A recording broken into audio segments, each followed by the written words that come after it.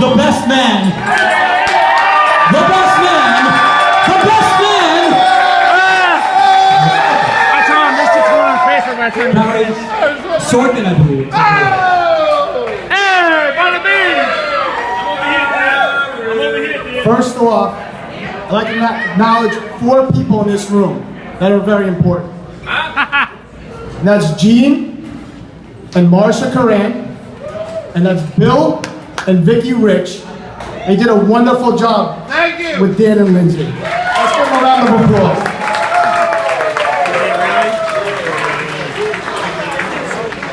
What?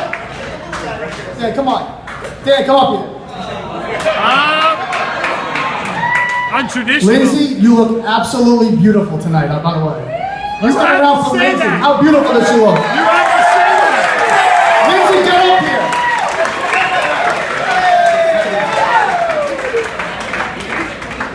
Come on, Lindsay. This is very out of character. Now, the first time I heard about Lindsay, it was through a phone call from Dan Rich. And he calls me up and goes, "Yo, Sorkin, I'm hanging out with LC from the Hills. She's in love with me. I'm gonna date her." Suck it, and hung up the phone. So right away I was like, there is no way LC from the Hills or any other girl in the entire world that would be interested in him. So I thought it was fake. And then Dan would go to AC with LC from the Hills. "Dan, can I meet her?" Yeah, one day you'll meet her. And then Dan would come home. Would he come to the Beth Page house? No. He would go to his parents' house. And again, Dan, does this girl really exist? But then finally I got to meet Lindsay when they finally moved in after 2 months. Finally. And I saw how much Dan actually really loved Lindsay. I mean, he would hold her hand, he would kiss her, he would hug her, he would do anything she said. "Get me wine," boom, Dan, there it goes, get some wine. And I saw how much Dan actually really loved Lindsay. And I knew that she was the one for him. All right, second.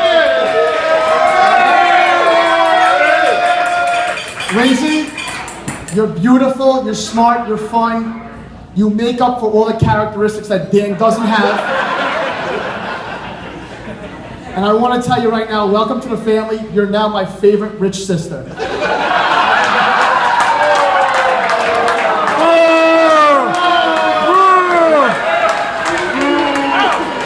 All right, let's do Dan, huh? Let's go with Dan. Now, as the best man, everybody said, "How do you know Dan? How are you his best man?" So I would tell people, "Oh, Dan lived around the block from me. Oh, I played baseball with Dan. I was bowling with Dan. I went to elementary school with Dan." But that's not true. That's not why me and Dan are best friends. I'm going to tell you guys everything tonight that no one knows about why Dan and I are best friends. See, at a very young age, Dan knew he was going to be successful. He also knew he knew nothing about business. So what does every successful person who knows nothing about business need? A white Jewish accountant.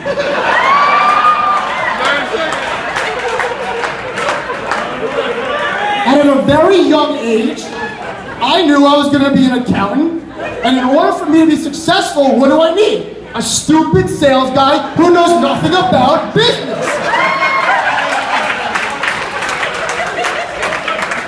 So that's the truth of how Dan and I became best friends. Now, the next thing, when Dan and I were growing up, we both knew we would make it rich, and we had this huge dream. Remember our dream? We would have a mansion, a 50-bedroom mansion. Dan would have a master bedroom, I would have a master bedroom. The other 48 rooms would be occupied by women.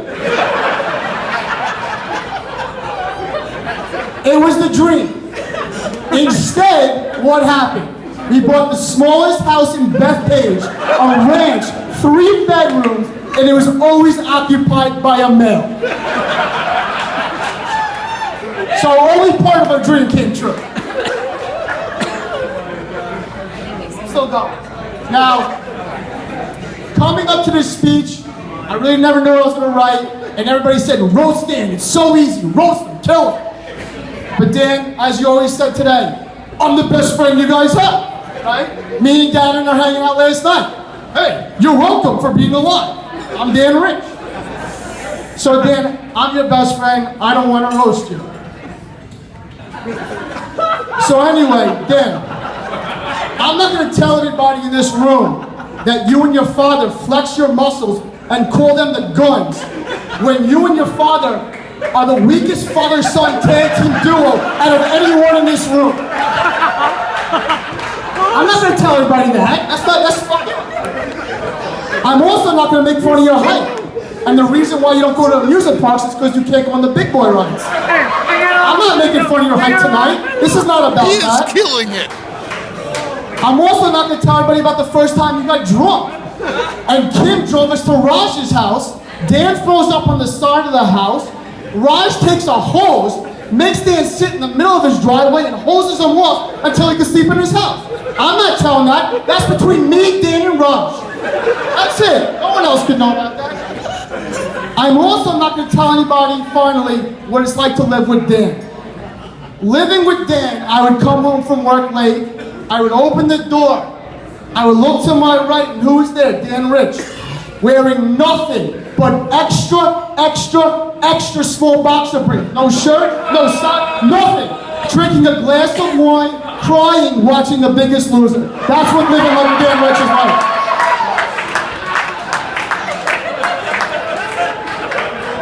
But all joking aside, Dan, I love you. You're my best friend. You have the biggest pacemaker I've ever seen.